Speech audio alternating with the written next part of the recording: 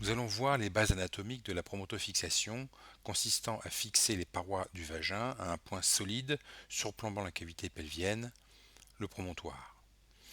On peut mentionner les autres points d'ancrage solides de la cavité pelvienne sur lesquels on peut éventuellement prendre appui. Il s'agit de l'isthme utérin, du centre tendineux du périnée et les muscles élévateurs de l'anus de chaque côté, latéralement l'épine ischiatique et le ligament sacro-épineux, et enfin l'arc tendineux du fascia pelvien.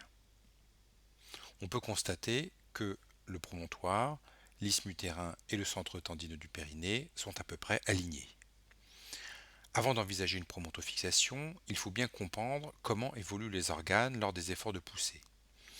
En cas de cystocèle, la vessie a tendance à basculer vers le bas, entraînant une translation de l'urètre vers l'avant.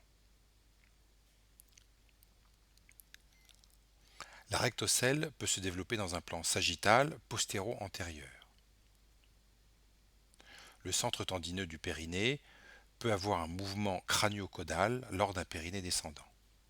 Le rectocolpocystogramme permet d'apprécier l'ensemble de ces mouvements. Ce dessin représente le temps antérieur de l'intervention et la fixation de la prothèse, ici en rouge, sur la paroi vaginale antérieure et au promontoire. Le point de fixation sur le promontoire est très solide, ce qui n'est pas forcément le cas de la fixation sur la paroi vaginale antérieure, qui par définition est un tissu altéré en cas de cystocèle. C'est la raison pour laquelle un point de fixation intermédiaire sur l'isthme utérin, autre point d'attache solide, est nécessaire afin de diminuer les forces de traction sur la paroi vaginale en les répartissant sur d'autres points d'ancrage. À ce titre, la repéritonisation et la fixation de la plaque sur le péritoine permet de mieux répartir les forces de traction et diminuer celles qui s'exercent sur la paroi vaginale. Concernant la rectocèle qui se développe aux dépens de la paroi vaginale postérieure, elle peut être traitée par une prothèse qui doit être fixée en bas au centre tendineux du périnée et au muscle releveur, et en haut au ligament utérosacré et à l'isthme utérin. On voit ici que la prothèse s'oppose à la déformation de la paroi vaginale postérieure. S'il existe une descente globale du périnée, nous pensons que cette prothèse doit être fixée au promontoire pour éviter le mouvement global de la rectocèle et du périnée postérieur.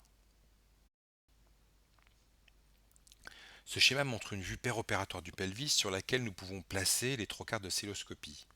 Un trocar de 10 mm dans l'ombilic qui se projette en général en regard de la vertèbre L4, un deuxième trocar de 10 mm à 1 travers de main caudalement pour ne pas interférer avec le trocar ombilical et deux trocars de 5 mm en dedans des épines iliaques antérieures et supérieures. Il est à noter que dans cette disposition, le deuxième trocar de 10 mm est plus bas que le promontoire. Une suspension de l'angle colique et de l'utérus est nécessaire pour ouvrir le cul-de-sac de Douglas. Pour placer les prothèses, il faudra faire une incision vésico-vaginale poursuivie jusqu'à la face antérieure du ligament large et une incision postérieure depuis le cul-de-sac de Douglas jusqu'au promontoire. Cette incision passe en dedans du ligament utérosacré pour protéger l'urtère et à travers le ligament large droit au-dessus des paramètres pour rejoindre la fenêtre antérieure.